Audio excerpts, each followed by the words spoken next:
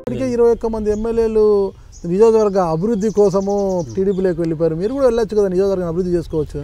ఒకటండి, నియోజకవర్గ అభివృద్ధి వాళ్ళు నిజంగా పోయిన వాళ్ళంతా నియోజకవర్గ అభివృద్ధి చేసుకుని ఒక ఎగ్జాంపుల్ చూపిస్తే అంటున్నారు కదండి.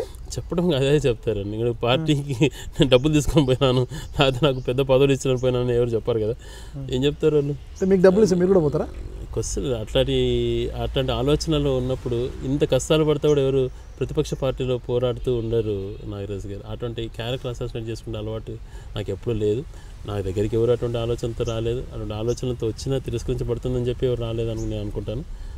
వీటితో పాటు అంటే ఒక ప్రజాస్వామ్యంలో ఉన్నటువంటి వాళ్ళు మా పార్టీలోకి వస్తేనే మీ నిజంగా నిధులు ఇస్తాను లేకపోతే ఇవ్వమనేటువంటి పరిస్థితి తీసుకురావడం చాలా దారుణం. మీరు ఇటీవల అమెరికాకు వెళ్ళినప్పుడు శ్రీకాంత్ రెడ్డి గారు త్వరలో సైకిల్ ఎక్కబోతున్నారని ఒక పెద్ద ప్రచారం జరిగింది. ఎందుకు మళ్ళీ ఆ ప్రచారం వచ్చిందంటారు? ఆ ప్రచారం ఎలాగొచ్చిందో మీరు కూడా చూసుంటారు. జలీల్ ఖాన్ గారు తను శ్రీకాంత్ రెడ్డి కూడా మా పార్టీలోకి వస్తాడు అన్నటువంటి అంటే ఫ్లో. ఇప్పుడు నేను అంటానండి, మొత్తం తెలుగుదేశం పార్టీలో లోకేష్ గారు కూడా మా పార్టీలోకి వస్తారు అని అంటే అది తీసుకొని ఏదో లోకేష్ కూడా వస్తున్నారని స్క్రోలింగ్ చేస్తే ఆయన ఏం చేస్తాడు, నేనేం చేయగలుగుతాను చెప్పి అంటే ఆయన చెప్పడం అలాగే చెప్పేయటము. దానికి తగ్గట్టు ఆయన చెప్పిన వెంటనే ఏదో నేను చెప్పినట్టు వీళ్ళేదో విన్నట్టుగా శ్రీకాంత్ రెడ్డి జలీల్ ఖాన్ గారు చెప్తున్నారు ఇట్లా శ్రీకాంత్ రెడ్డి గారు వస్తారని కూడా వేయలేదు వాళ్ళు. శ్రీకాంత్ రెడ్డి త్వరలో సైకిల్ ఎక్కుతారని చెప్పేసి న్యూస్ ప్రచారం చెప్పి నేను అక్కడి నుంచే వెంటనే గంటల్లోనే వివరణ ఇచ్చాను. తనకు కూడా ఫోన్ చేశాను, అయ్యా జలీల్ ఖాన్ గారు ఏంటయ్యా ఇది, నువ్వు చేసే తప్పులు అందరితో చేయిస్తావు అంటే లేదన్నా పొరపాటున ఫ్లోలో మాట్లాడేశాను, నువ్వు నీ పేరు చెప్తే కొంత బలంగా మీడియాలో వస్తుందని చెప్పాను అనమాట. అంటే మీడియాకి మీరు అంత బలమైన వ్యక్తి అంటే ఆయన ఆలోచన అట్లుంది. అటువంటి దాన్ని మనము ఇంకా అది కూడా సీరియస్గా తీసుకునే అంశాలు కాదని అక్కడి నుంచి ఖండించాను. లేదు ఉన్నంతకాలము ఓ పార్టీతో షైన్ అవుతాను, అట్లాంటి పరిస్థితి వస్తే రాజీనామా చేసి మన బై ఎలక్షన్స్లో గెలిచాను కదా ఆ పరిస్థితి తీసుకొస్తాను. కానీ ఒక్క సింబల్తో ఒక పార్టీతో గెలిపించినటువంటి పార్టీని మోసం చేసిపోయేటువంటి పరిస్థితి అయితే ఇప్పుడు తీసుకురానని చెప్పడం జరుగుతుంది. అసలు మీరు ఎమ్మెల్యేగా ఉన్నారు, 3 టర్ములు ఎమ్మెల్యేగా ఉన్నా కూడా మీరు రాయచోటి ప్రజల ఒకటి దాహార్తి అనేది పక్కన, ఇంకొకటి కూడా కల ఉంది. 50 పడకల ఆసుపత్రిగా ఉన్న ప్రభుత్వ ఆసుపత్రిని 100 పడకల ఆసుపత్రి చేయాలనేసి 2004 నుంచి అయితే దాదాపు దశాబ్దాన్నర కాలంగా ప్రజలకున్న కళ అది. కానీ ఇంతవరకు అది 100 పడకల ఆసుపత్రి కూడా కాలేదు కదా. అది వాస్తవం నాగరాజు గారు. అది అక్కడ ఉన్నటువంటి అవుట్ పేషెంట్స్ ట్రాక్ రికార్డ్ తీసుకున్నప్పుడు రాష్ట్రంలో ఎక్కడ లేనటువంటి బెడ్స్ ఫిల్ అయ్యేటువంటి పరిస్థితి రాయచోట్లో ఉంది. అవుట్ పేషెంట్స్ దాదాపుగా 750 మంది పైన వస్తారు. బెడ్స్ ఎప్పుడు కూడా ఖాళీగా ఉండవు. నేను హాస్పిటల్ కమిటీ చైర్మన్ అని ఉన్నప్పుడు ప్రతి నెల విపరీతంగా హాస్పిటల్కి వెళ్ళి ప్రతి మౌలిక వసతులు పరిశీలన చేయడం కానీ అక్కడ ఉన్న డాక్టర్స్ పదే సంప్రదిస్తున్నాం. ఈ ప్రభుత్వం వచ్చినాక ఎమ్మెల్యేస్కి ఆ పవర్ ఉండకూడదని చెప్పి అది కూడా తీసేశారు అనుకోండి. అంతకుముందు మా ద్వారా చేస్తుండే ఈ 100 పడకల ఆసుపత్రి తీసుకురావాలని చెప్పి రాయచూట్లో కిరణ్ కుమార్ రెడ్డి గారి సమక్షంలో అనౌన్స్ కూడా చేస్తున్నానని చెప్పి ఆయన పట్టించుకోలేదు. ఈ సంవత్సరంలో అసెంబ్లీలోనే 2 సార్లు దాని గురించి మాట్లాడడం జరిగింది.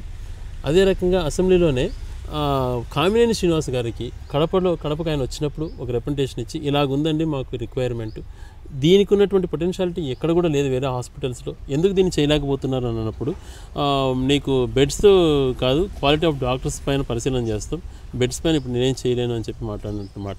ఇదే కాదు నాగరాజు గారు, డయాలసిస్ మా నియోజకవర్గంలో ఈ మధ్యన డయాలసిస్ పరిస్థితులు ఎలాగున్నాయంటే కొన్ని 100 మంది అండి.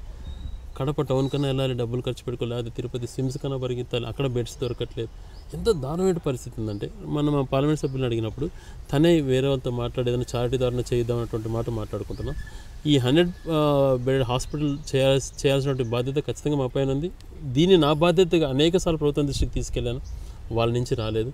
మళ్ళీ దీన్ని పట్టు వదలకుండా ఖచ్చితంగా పోరాటం చేస్తానండి. 100 పడకల ఆసుపత్రి ఒకటే కాకుండా చాలా ఉన్నాయి. ఇప్పుడు మాకు బీడీ కార్మికులు ఎక్కువ, మైనారిటీస్ ఎక్కువ, వాళ్ళకి సంబంధించినటువంటి హాస్పిటల్ ఒకటి ఈఎస్ఐ హాస్పిటల్ ఉంది, అది కొద్దిగా అందుబాటులో లేదు, అందరికీ అవకాశం ఉన్న చోట పెట్టాలన్నప్పుడు దాని గురించి కూడా మాట్లాడడం జరిగింది. అక్కడ స్లమ్ ఏరియాస్ చాలా ఉన్నాయి. అంటే ఒక యాక్షన్ ప్లాన్ తయారు చేసుకుని ఆ స్లమ్ ఏరియాస్ని అంతా కూడా కొంచెం బ్యూటిఫికేషన్ చేసేటువంటి పరిస్థితి కూడా తీసుకురావాలా. ఆ టౌన్ రాయచూర్ టౌన్ అంటే అది మురికివాడలాగా ఉంది అనేటువంటి పేరు లేకుండా మంచిగా చేయనటువంటి ఆలోచన ఉన్నాయి. ఆలోచన ప్రకారం ప్రభుత్వం స్పందించట్లేదు. National highway central government funds ద్వారా త్వరలో 4 లేన్ అవుతాయి. టౌన్కి ఒక 30% బ్యూటిఫికేషన్ డెఫినెట్గా వస్తుంది. మిగిలిన రోడ్స్ ఎక్స్పాన్షన్లో కానీ ఏవైతే నేను రిప్రజెంటేషన్స్ ఈరోజు ముఖ్యమంత్రికి పదే మంత్రులకి ఇచ్చినాను, అయిన రిప్రజెంటేషన్స్ మీకు ఒకసారి మీకు లిస్ట్ పెడతాను నాగరాజు గారు. దాంట్లో నాకు 20% చేసినా కూడా నేను సంతృప్తి పొందే పరిస్థితి వస్తుంది. కడప రైల్వే లైన్ గురించి కూడా అసెంబ్లీలో అనేక సార్లు మాట్లాడాను. ఎందుకు 18 కిలోమీటర్స్ మాత్రమే చేస్తాను వదిలేశారు. ఇప్పుడు రైల్వే లైన్ ఎప్పుడు కూడా అండి ఒక ఊరు అభివృద్ధి చెందాలని అంటే కనెక్టివిటీ ఇంపార్టెంట్ అండి. కనెక్టివిటీ మాకు ఇంకొకటి కూడా మా బాధాకరమైన అంశాలు ఏంటంటే మాకు ఎటువంటి ఈ రా మెటీరియల్స్ లేకపోవటం, పరిశ్రమలు పెట్టుకోవడానికి అంతా రాళ్ళు ఉండటం. మాకు ఏదైనా అవకాశం అని ఉంటే కన్నా సెంట్రల్ గవర్నమెంట్ ఈ ఆర్మీ కోసం కానీ నేవీ కోసం కానీ వాళ్ళకు సమైనటువంటి పరికరాలు తయారు చేసేటువంటి పరిశ్రమలు మా ప్రాంతంలో పెడితే కొద్ది గొప్ప అవకాశం ఉంటుంది. దానిపైన కూడా మా పార్లమెంట్ సభ్యుడి ద్వారా ప్రయత్నం చేస్తున్నాం. కానీ ఏదున్నా కూడా త్రూ స్టేట్ గవర్నమెంట్ నుంచే ప్రపోజల్స్ రావాలని వాళ్ళనటం, మేము ఏదైనా పంపిస్తే మా వైసీపీ లీడర్స్ కింద ఏ ఒకటి పైకి చేరకపోవడం జరుగుతుంది. ఈ పరిస్థితి నుంచి బయట రావాలండి. ఒక విజన్ ఉన్న వాళ్ళని సహకరిస్తే ప్రభుత్వం, వాళ్ళు ఎప్పుడు కూడా ప్రజలు వాళ్ళకే ఇప్పుడు చేస్తే మొత్తం నీళ్ళు రాయచుట్టుకు వచ్చిన శ్రీకాంత్ రెడ్డి వల్ల నీళ్ళు వచ్చినటువంటి పరిస్థితి మనకు రాకూడదు. అది ఒక సిస్టమ్ జరగాలంతే. అది మొత్తం క్రెడిట్ నాకే ఇచ్చేటువంటి పరిస్థితి. క్రెడిట్ నువ్వు మంచి చేస్తే చంద్రబాబు నాయుడు గారికి క్రెడిట్ వస్తుంది. నేను ఏదైతే ఆలోచన చెప్తున్నా అవి చేస్తే ఆయన కూడా క్రెడిట్ వస్తుంది. అలా కాకుండా మా పార్టీలోకి వస్తేనే చేస్తాము లేకపోతే చేయమనేటువంటి దుష్ట సాంప్రదాయం తీసుకురావడం మంచిది కాదు నాగరాజు గారు. Hi, this is Rayachoti MLA Gadikota Srikanth Reddy. Please watch my exclusive interview with Nagaraj Garu on iDream Media. Thank you.